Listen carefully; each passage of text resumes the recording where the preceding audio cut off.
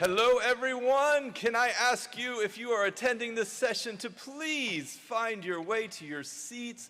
We have an amazing panel that's coming up, and you will want to hear every word coming out of their wonderful, wonderful, wonderful persons.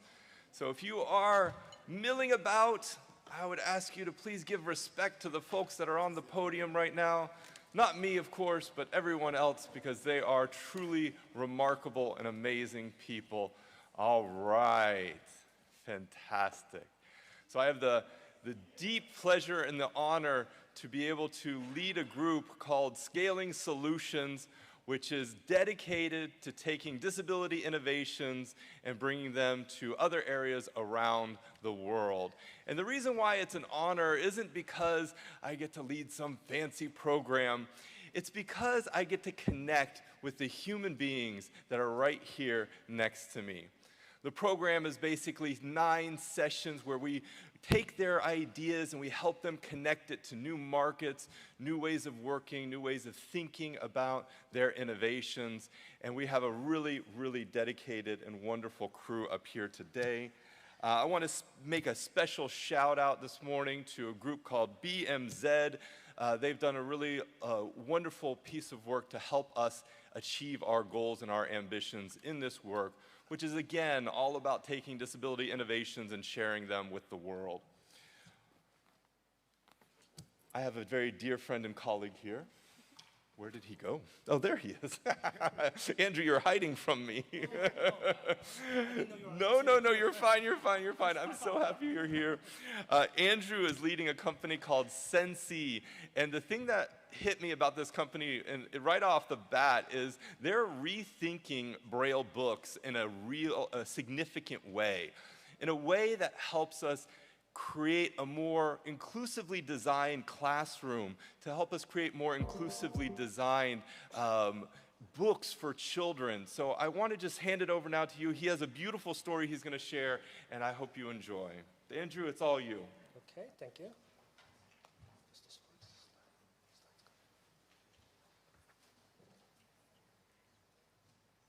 All right. Okay. Have you ever been to a bookstore and looking for a book but couldn't find one?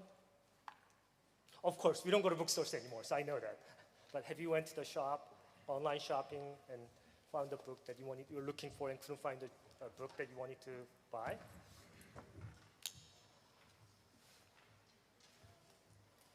For Michelle, finding the book that she wants to read and share with her child, Maria, is a journey. It's a struggling journey, long and expensive journey. Why? Because buying a book is the first step. That is the first step. And then she has to go through other steps. First, she's type the text, have it transcribed, get it printed in the Braille, send it over, and then stick it on her book. And after weeks and months, and probably $100 or more, now she finally has a book that she could read with her child. Hi, my name is Andrew Cho. I'm wearing a gray suit with a blue shirt, glasses, and Asian male in 50. Sorry. And this is kind of question that we ask. Does it have to be this way?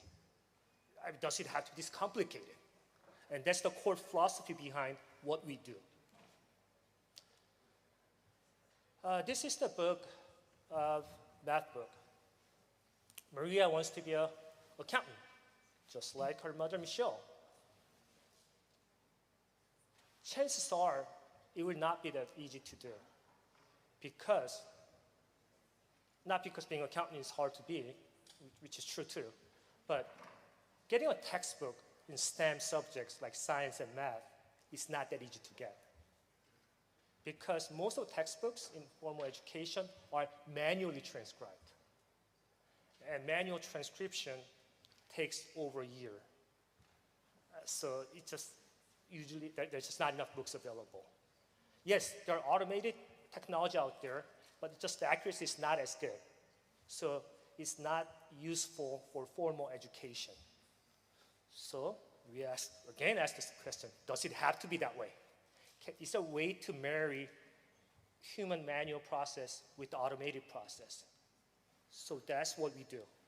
We have developed a technology, editing technology, where the human intervention is actually there. However, most of it is automated.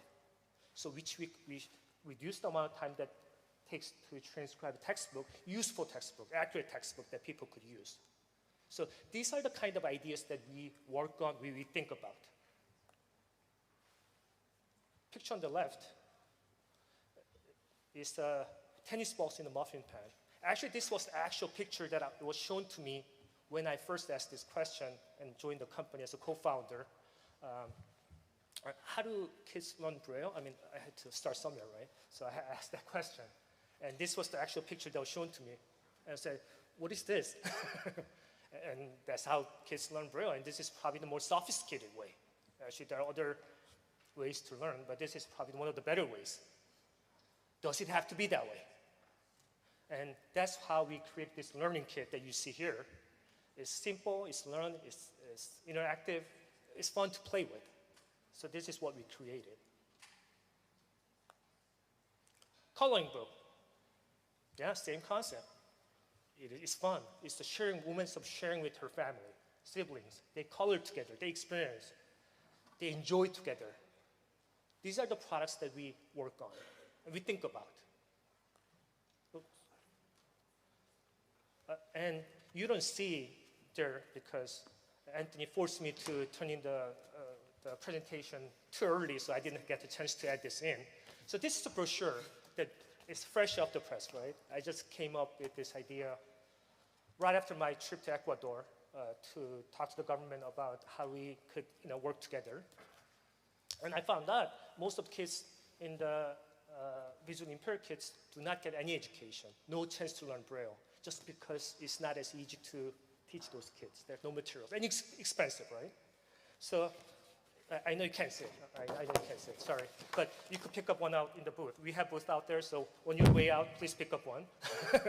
It's embossed like letters with the Braille kids. It's a one-pager, so make it easy for kids to at least get started learning, and the other pages to practice.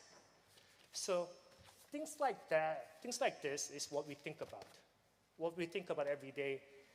Yeah, I mean, it's not rocket science, I know that, but still, it's something that we think about trying to see the unseen. Is there something that we are not seeing, something we could do a little more to help people, children, learn, and just to, and we're here, all of us are here to be talking about inclusiveness, right? And what if this one pager could be used in every school? Like I'm talking about sighted students, just to learn Braille and practice. It's just fun and it's not that hard to do. And to have that experience moments, right? Just like, oh, this is Braille. For like 30 minutes. I mean, I could teach anyone here 10 minutes English Braille. 5 minutes, 10 minutes, I could teach everyone here. So these are the kind of things we do and think about. Seeing the unseen. That's all we're about. Thank you. Let's give them a round of applause.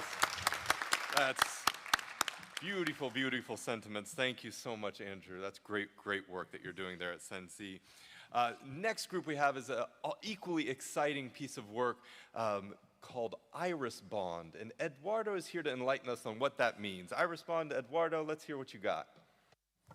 Thank you, Anthony. Good morning, everybody, and thank you for letting us to share our inspiration and aspiration.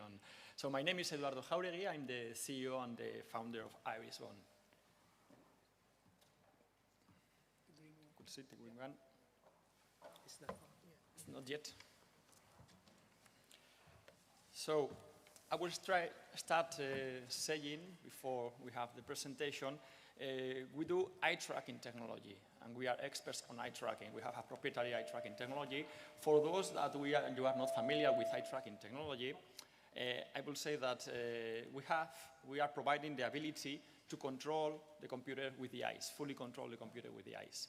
So we started our business 10 years ago in Spain, and now we have a subsidiary in the States, in Boston, and we are operating in different countries, in the US, in Canada, in Europe, and in LATAM, thanks to a network of more than 60 distributors.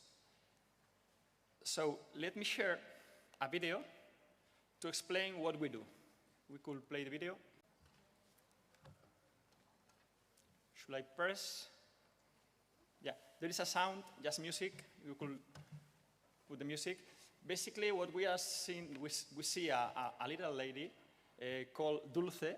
Dulce has cerebral palsy. She's running in a wheelchair and voluntary movements. So she's communicating with her eyes. He's doing her homework. He's at school.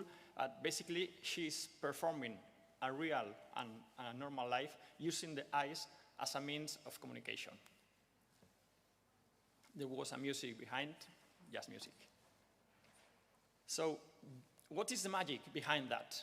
We have a technology platform which is based in two technologies. One is based on hardware eye tracking device, which is called IRU. IRU is the first eye tracking device which is compatible with Windows and iOS simultaneously. So now you could control any computer, any application with your eyes, independent on the operating system. And on the other hand, we have Mamu, our hardwareless solution, that thanks to artificial intelligence algorithms, we can enable any commercial camera to do the magic of the eye tracker. Let me share another video. Now you can see another guy in a wheelchair. He's moving to the Faculty of Physics, the University of Physics. He's Edgar. Edgar, he's performing a double degree in the university. He's doing physics and computer science. And Edgar has the ability to talk, but has mobility impairment. So, and up to now, he was accessing to the text and to the methodology of the university in a very hard way. Now, with the eyes, he's more fluid, and he can continue the classes and the university in a more fluent way. It's just an example on how we, thanks to the eye tracking, we can use all the brain, or the capacity that we have, these guys, the brain, to translate into words thanks to the eye tracking. So, but we are not just an eye tracking and a hardware company. We don't only sell devices. We fight for the right of communication, which means that we are pushing the public administration, the healthcare systems, in order to get these systems funded. We got recently in Spain that the Ministry of Health in Spain is funding this technology for those who need the technology. But we have a gap in the educational. You remember Dulce, the lady I showed you in the first video? Dulce is actually running classes in a regular school, but next year Dulce will be 16 and could not continue at the school because we have not adapted the content and the methodology to the gates. So we have a gap, and as a community, we have a challenge of helping and supporting those to continue the learning and to go to the university, to access to the university, as Edgar, that actually he's performing a double degree. But in this fascinating way of helping more than 5,000 users all around the world suffering ALS, cerebral palsy, now those people are communicating with the eyes. They have performed the right of communication. And in this fascinating journey, we have learned how the eyes are behaving. So we learned from the eyes, and now we can adapt our technology and personalize to the user experience and to the evolution of the disease. But even more, what we found is that the brain and the eyes are really connected. And if we can understand the movement of the eyes, we can understand some neurological disorders. 2 years ago, we started a clinical trial in order to early diagnose the mild cognitive impairment thanks to the eye movement.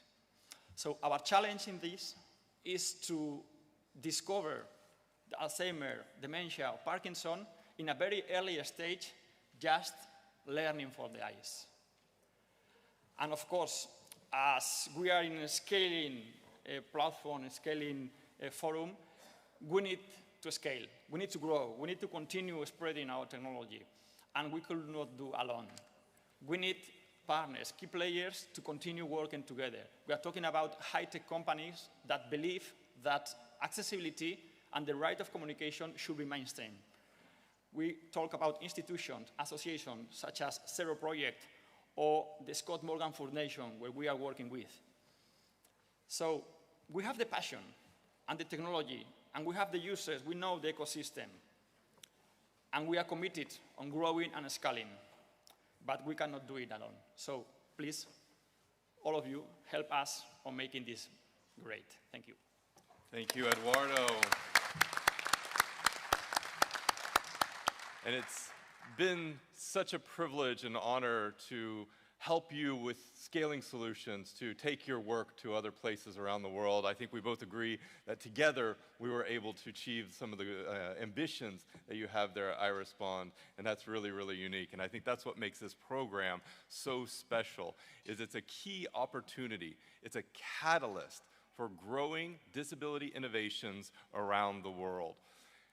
Next, I have a very special colleague here, and I'm going to ask to give him a round of applause before he starts speaking, because this is the first time he will present in English the work that he's doing. And I know we have a lot of us sitting here today that have English as a second, third, fourth, fifth, sixth, seventh, eighth language. And so I think it's very special that Tiago's here challenging himself to present here in English. So let's give him a round of applause before he even starts. Tiago, the floor is yours, my friend. Thank you very much. I'm so proud to be here. I have a confession to make to you. In fact, there are two. The first one, Dr. Anthony helped me. I'm so nervous to be here. It's a big responsibility to be here to talk about our job to a so special audience. The other confession that I have to do is I work with sign language, but I don't know to speak interpreted sign language. I'm not proud of it, but today I will speak to you how it motivates the creation of a dream. In 2009, we received a deaf student in our university, Federal University of Paraíba, Brazil, and his name is Osana. Osana was our first deaf student in the computer science degree in our university. And she started her degree. No teachers in our university know how to speak with her. She speaks Brazilian Sign Language. So in the first years, she's lost 5 subjects in our university, which was a great frustration for us. We feel powerless. How can we help her? How could our 60 teachers teach class for a deaf student? Then a dream was born. As a computer science professor that only know to develop software, how computer science can help? I just know computer science. Could we develop an application or a software to allow teachers to communicate with deaf students? Then Velibras was born. I'm Tiago Maritan, professor of the University of Paraíba, Brazil, and I will speak to you a little bit about Velibras today.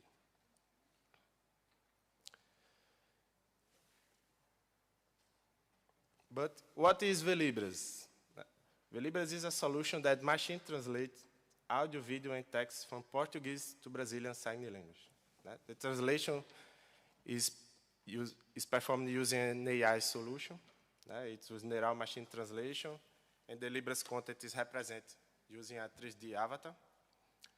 In the image, you can see our 3 avatars. We have a family of avatars. Osana, it's to Icaro, and the kid, Guga. Okay? I want to show just a little example of, I was showing my cell phone. Icaro, I say to you, hi, how are you? I'm at 0.224. I'm so proud to be here. Then our dreams began to come true. Today, Velibras has tools for websites, smartphones, VOD, TV, and cinema in the Brazilian context. Our research started in 2009 when Osana arrived in our university. And in 2016, our project were launched by the Brazilian federal government in all Brazilian government websites. Today, Velibras has around 30 million of downloads daily, 1 billion of downloads in a month, and we had performed around 3 million of translations in a month. It is also installed in more than 120,000 websites, including all the websites of the Brazilian federal government, the website of Chamber of Deputies, and thousands of commercial websites. But the dreams continues.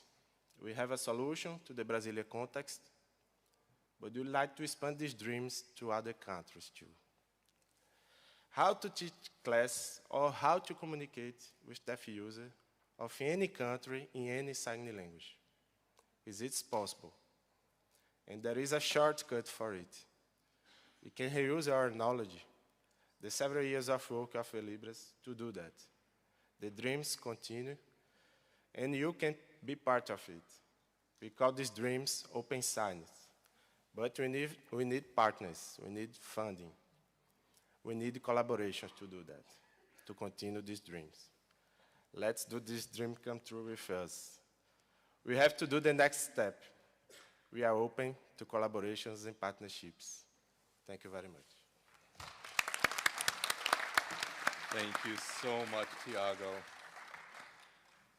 We'll have just a quick word from my colleague Margaret from Zero Project. Margaret? Yes, I wanted to tell everyone that Tiago is not the only person that is learning English and trying to incorporate it in this presentation, because we also have other Scanning Solution Fellows that want to advocate for their advancing innovative solutions here. And the next person to present is our dear friend Gilbert from the Democratic Republic of Congo. The stage is yours.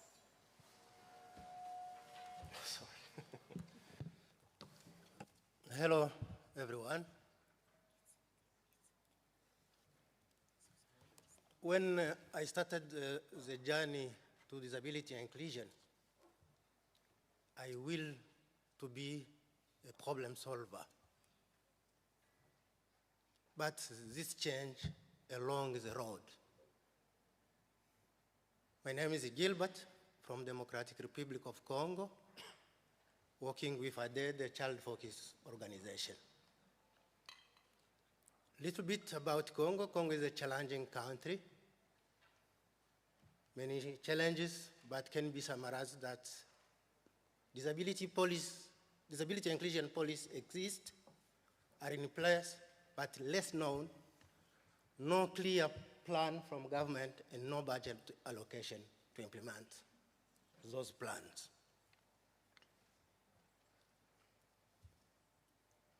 Coming to this short history, after starting the disability inclusion program, I went to field and visit a family of a young girl named Jan. She was CP, cerebral palsy. She could not talk and move. But through his face, we could see that he is understanding what we are doing. When we started talking with her mother, she thought about the Sphinx. She named his daughter a Sphinx. When we tried to discuss about how he can bring Jan to physiotherapy center, she could not only say, I have no time. She could say only, I am poor, I do not have money. Yeah, this one, good. No, this is yesterday presentation, okay. When we tried to discuss how the kids, the young, was very duty and he can improve his hygiene, he will say, I do not have time. Then I realized exactly that my first dream of being only oriented by own child is not true. The big works, the strong work have to be done in family, in community. This shifted me from the individual child approach towards a community-based, because I realized that to improve Jan's situation, I have to work strongly with family, strongly with community. Then I start searching how I can translate the community-based approach, on which I choose like an approach, how I can work, I can develop an impactful program through community-based approach. And the second challenge was that our country is challenging, no budget allocation. But I realized that even in the challenging context, like Congo, the state, the government have a big role to play. And the community have a big role to play. And I decided to adopt a community-based approach of embedding what we are doing in community structures, in state structures, with community and state contribution. Then it becomes on the question of how I can do it. On the education level, I realized that there is many schools who are not inclusive. And I could say, if only I can work with those existing schools, with those existing professional training center, I could reach more with low cost, because school training center exists, are state structure, are supported somehow within the community, and I could benefit from the existing structure, and then my role is only to strengthen, to improve the inclusiveness of those structures. What I want to scale is this cost effectiveness model. If we develop the referral system for existing structure, we could benefit more and we could reach many disabled children could benefit from the educational and the professional training. I would not come on results. Results are already there. The trained youth are either work or self-employed. Parents of those children are strongly involved in self-help group and are raising small money to support children with disability after the ending program. And the many things we have to know as NGO. Usually we have small money with short time. We have at its beginning to think about the sustainability. That's why not only we are working on the cost effectiveness, but if we work with state, we work with family, we work with community, then the program we are implementing will continue. Either we will be out, or either external funding will be ended. Let me give you an example. When we started the program, in all Congo structure, we do not have community-based community-based facilitator. We advocate for them. Now, community-based facilitators are state-paid, are recognized, and are state-paid staff. And they are playing a great role within family, within community. It means even in the very challenging context with Congo, state are contributing, and the engagement of our program, our community-based rehabilitation program within community, is getting more with less cost and we are aiming the sustainability. What I want to scale is to develop this model in our country. Our country is big. We are only working in 2 territories, and within 2 provinces, and the country have 26 provinces up to 100 territory. We want to scale within DRC Congo. We want also to scale out of Congo, but through alliances. There is another colleague organization who are more, even more professionalized than us.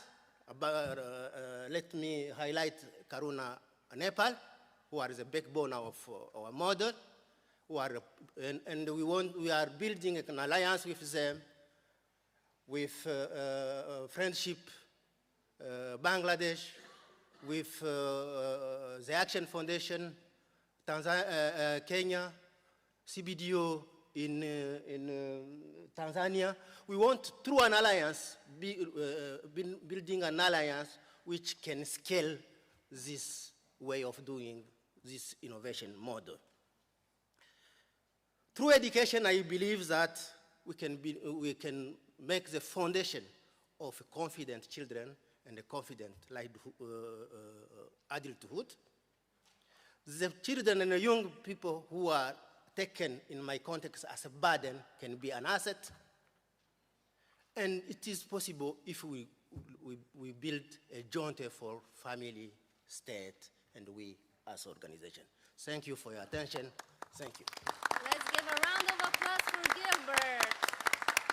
Thank you for this wonderful story about how inclusive education starts with inclusive communities. Thank you. And now moving on to the next of our fellows, Yoshida-san, dozo. My name is Yoshio. Yoshio, okay. ごめんね。Okay, okay. ありがとう。Click up, please.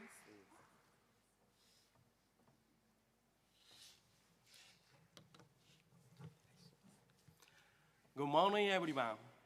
I'm Yoshio Shinoda, a newscaster of Okayama Broadcasting, or OHK for short, a local TV station in Japan. OHK has aired a special TV program with sign language interpretation for 30 years, with the production team of deaf people and sign language interpreters. We call it inclusive broadcasting. Let me show you what we have broadcast on TV this month.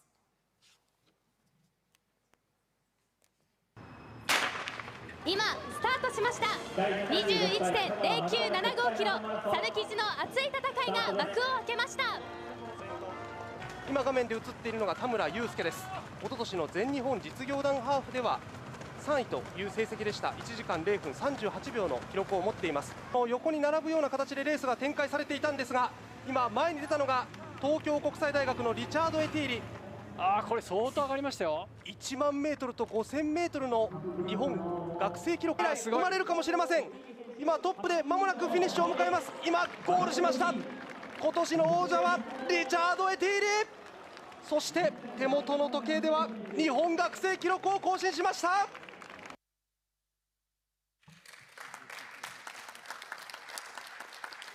Thank you. How did you like it?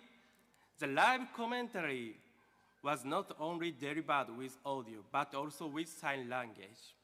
Actually, the person who was signing on the screen is a deaf commentator. The point is, it was not just an interpretation. It was live commentary signed by the deaf. Our main goal is to realize a society in which no one is left behind by information. To make our initiatives sustainable, we ask the private sector to sponsor our sign language broadcasting. Zero barrier solution should not longer be CSR or charity. We believe entertainment such as sports can foster a more inclusive society. As a new initiative, we launched an academy.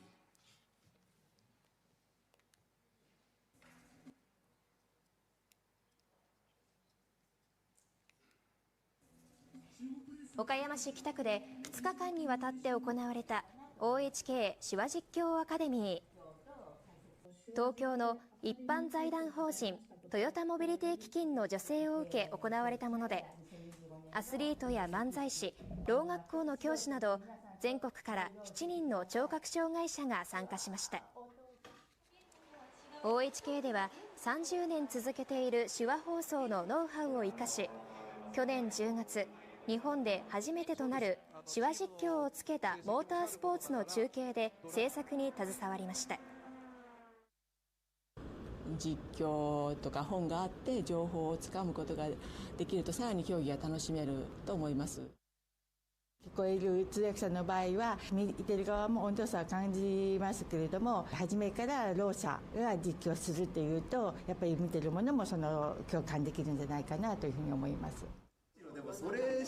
2025年には聴覚障害者のスポーツの祭典デフリンピックが東京で開催される予定で、聴覚障害者の言語である手話に注目が集まる中、 OHK では手話実況の広がりを目指しています。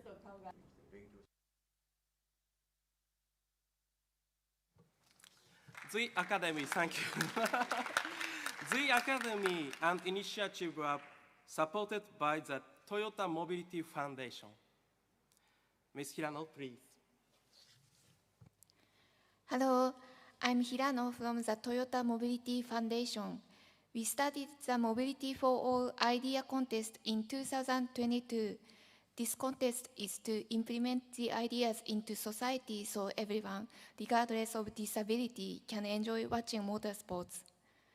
And we have had the opportunity to collaborate on a project with Okayama Broadcasting. The Deaflympics will be held in Tokyo in 2025.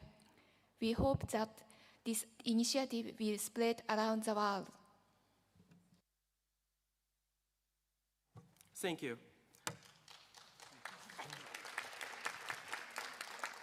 Let's try the sign language commentary together. Okay? Okay? This is Japanese sign language. This is start. Okay? Start. This is straight. Straight. Like this, straight. This sign means car. Boom, boom, boom. This is accelerator. Boom, boom, boom. Okay? Let's try with the video. Okay? Race in Okayama. Let's do it.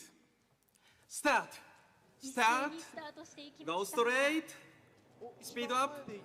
This car is hydrogen engine and piston engine. Straight. Oh, brake down. Brake, brake, brake, brake. Corner. Let's try. Corner. Turn left. Corner. Next. Accelerator. Boom, boom, boom, boom. Speed up. Speed up. Next, hairpin curve. Oh no! Off the track! Oh no! It's finished. Okay. How did you like it? It was a moment. Thank you, thank you. It was a moment which everyone enjoyed regardless disability or age or gender. And I can see smiles on your face clearly from here. I am now convinced that this is a society with zero barriers. We look forward to joining with you all and creating a world with zero barriers for everyone. Thank you. ありがとう。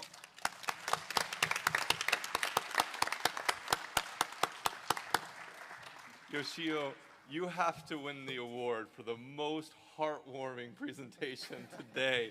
Actually, it's the most heartwarming presentation I've seen in a very, very long time. Let's give him another round of applause. He deserves it. Absolutely amazing work. It's been such a privilege for me to see Yoshio's work grow and to flourish. And I remember the first time you told me about Toyota, and I said, oh my gosh, this is such an incredible opportunity for us to take our work forward and to expand and grow it. And that's not only the heart, it's the spirit of what Scaling Solutions is all about. We will turn from heartwarming to a story of strength in the face of fear, of resilience in the face of insecurity. I will turn now to Ayushman and the work that he has been able to achieve with Hable One. Ayushman, the floor is yours.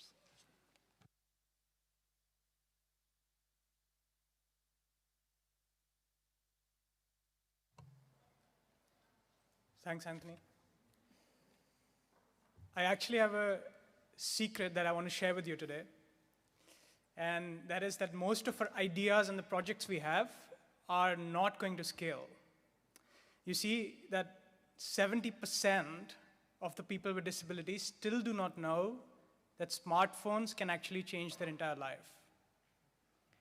Smartphone adoption is quite huge, but still, in many countries, the mobile disability gap is as high as 10%. I'm Ayushman, and I come from India. Back at home, my granddad is visually impaired. When I moved to the Netherlands 6 years ago, I couldn't speak to him. Actually, both of our lives completely changed. We just didn't know what to do. We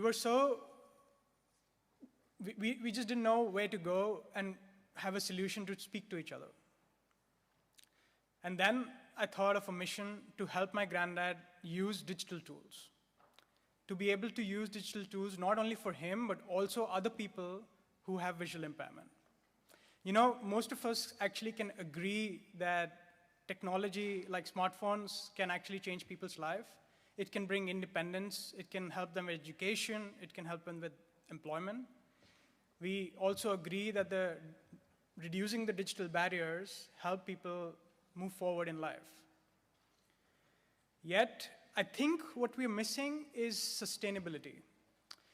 We are thinking in projects, and we're not able to think, how can we make more products, a sustainable product for the long run? And I know what you're thinking, like people with visual impairment can use a smartphone. And I think you're right. You're right to an extent. There is a group out there that still can use a phone, and they're able to do that really well. Yet, there is a group like my granddad who have a life-transforming change later on in life, and they do not know what to do next. They have to go intense one-on-one sessions. This can be expensive. It's not really accessible. It's not really affordable. Our plan is very simple. First, we want to increase awareness. And second, we want to do it at a good scale, reducing the cost. Let me show you how. We made a Hable One. A Hable One is a controller which works with a smartphone. It's a tool that helps take on the entire interface of the phone, and instead of teaching somebody how to use a screen, it's a learning tool for somebody to know how a phone would work with accessibility functions. And this was our first step to reduce this barrier. The controller works all across, in all platforms. It's actually universally designed in such a way that we can reach people all across the world. It's affordable, and because of its unique design, somebody takes only 15 minutes to start using the Hable. We're in over 10 countries, which is a validation that our design and our philosophy really works when we go and scale the solution. What we've also done is have a lot of learning materials. We work both on the demand side and the supply side. The learning materials are easily accessible, and we're building digital communities with this globally. We call them digital navigators. Digital navigators are actually the system around the person with visual impairment. So it's not only the person, but it's also the family member, the friend, and the trainers who do not know, like me in my case, how to help my granddad. And we educate them on what is possible and what is out there that they can use to create an impact in their own communities. We have more than 1 million views in a lot of social media posts, and we keep a lot of content viral. We use the power of social media to reach our audience. We work both on the demand side and the supply side. So on the demand side, we have, in the last 24 months, over 2,500 people using the Hable One to know how to learn to use a smartphone. Whereas on the supply side, we've reached more than 1 million people in total to help raise awareness around the topic. But I think that we're just getting started. You know, our goal is 10 million people. We want to help 10 million people to be able to use smartphones. And this number is actually just 2% of ATScale's 2030 goal of reaching 500 million people. So we're making a small dent in the big part of the impact that we want to create. But our biggest challenge is still sustainability. I think we've found a way, we have a direction of how to do this sustainably, but we can't do it alone. And that is where I feel this collaboration with the audience members today and my fellow partners comes into place. I think we need to do this together. And with this, I feel very confident today that we can take that next step into reaching that goal of 10 million. Thank you.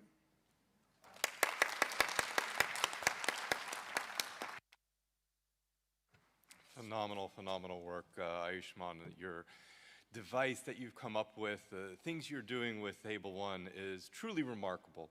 And I think I share in your vision of a community that can come together to support disability innovations. And I see out there that community. I see you right in front of me. Each one of you probably have an idea or a connection or a partner or someone you think you could help the work that we've done continue to grow and continue to flourish. And again, Scaling Solutions is dedicated to taking disability innovations out of local communities and communicating that work worldwide, helping these initiatives grow, helping these initiatives flourish. And I want to invite anyone out there who has an idea, who has an innovation, or who maybe even has a small business who wants to take their work forward, to connect with me, to connect with the folks at Zero Project, because we want to help you take this work forward. We'll have a call for applications for a new group of Scaling Solutions Fellows in the second half of this year. So if you see yourself up on this stage with me, I want to hear from you, and I want to connect with you so that I can help you get up here, and we can help you take your work forward. I want to finish up by thanking some very, very special people. In addition to the folks on stage, we wouldn't be here if it weren't for the support of our partners, ATOS, the Scoobermay Foundation, GIZ and BMZ, and Enable India, alongside the amazing work that's happening here today with Zero Project. And I'll turn it over right now to a few last words from my colleague, Margaret, who can kind of sum us up and take us forward. I think that we have a really unique opportunity. I think that all the fellows that presented here today, some of them that were also at the Tech Forum, they have something they can offer to all of you in some way or another.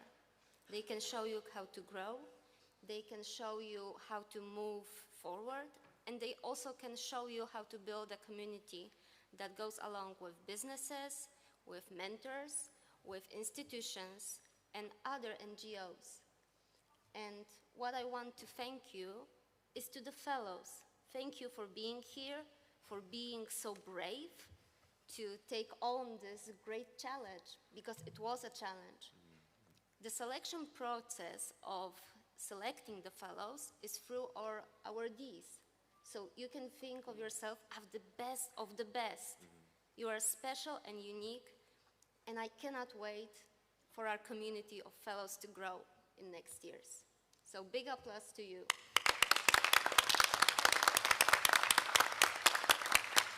あ And big applause to you for being here today. Thank you so much for your attention. It is the scarcest commodity that we have. Have a wonderful day. We have another session on scaling solutions this afternoon at 4 p.m., 1600 in M3. I hope to see you all there.